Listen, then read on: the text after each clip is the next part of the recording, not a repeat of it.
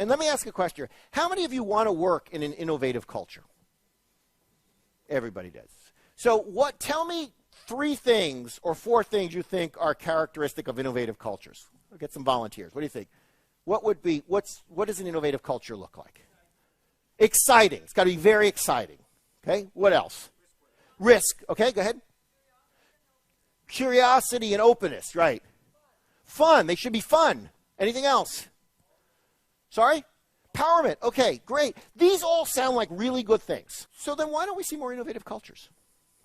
I mean, it is an analogy. If you told me, if suddenly there was let's say, medical science has found miraculously that ice cream was really good for you. Like, the more ice cream you eat, the longer you live. I, for one, would be piling my plate with ice cream. We'd all be piling our plates with ice cream, right? Very few people, and there's no, and lactose intolerance goes away, right? So it's like, whoa. It's a good thing, and it tastes good, and it's good for us. You just described a whole bunch of things that taste good.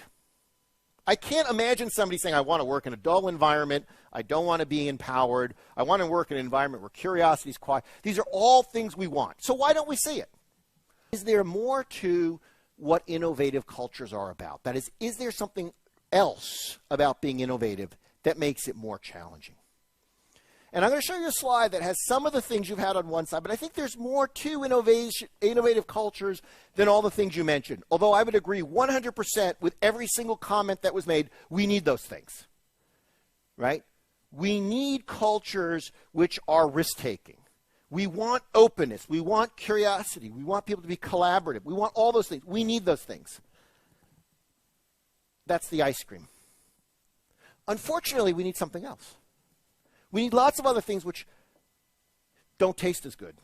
So it's like you can have your ice cream, but turns out you got to pour cod liver oil on it or something, right?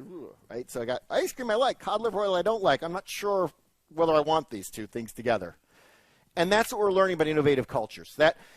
We need everything on your left side there, right? Tolerance for failure, willingness to experiment, collaborative, freedom to speak up, flat, etc. But you also, if you look deeply at innovative cultures, there's a tough side to them. If you go inside Amazon, very innovative company, incredibly high standards of competence. So we tolerate failure. We do not tolerate incompetence. They're highly disciplined. Are we willing to experiment? Yes.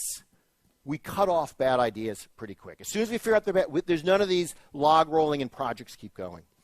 They're very collaborative, extremely high levels of individual accountability, very high levels of accountability. Companies like, and I've been associated with just a number of startup companies, which I would think of as innovative. I mean, we unfortunately terminate people all the time who are just not up to the game. We learn as we go who can play the game and who can't be. And we're not mean-spirited about it, but we hold people very accountable for their individual performance. You can take risks. You can definitely take risks, thoughtful risks, but you're still held accountable for them. And what we try to do is attract people who in some sense don't care, right? Who say things like, this is what I want to do, and I will stake my job on it. And I'm like, okay, I like that person. That's a person I want in my organization.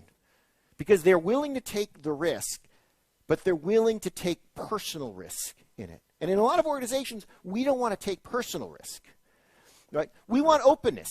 We want the willingness to speak up. That's great. We want the freedom to criticize. Terrific. But if you live in one of those cultures, you better have some tough skin, because it doesn't just go one way. It's not like you get to criticize. These are environments, and I've sat in on many, they are brutally frank.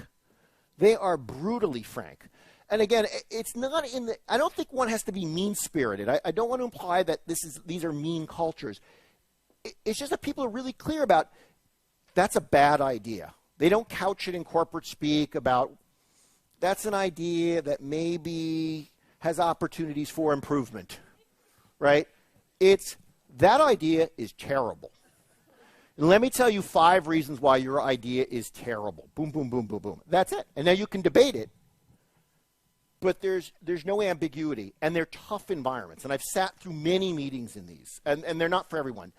And they're flat, but they also have very strong leadership. That is, leaders are setting a kind of guiding vision about where to go.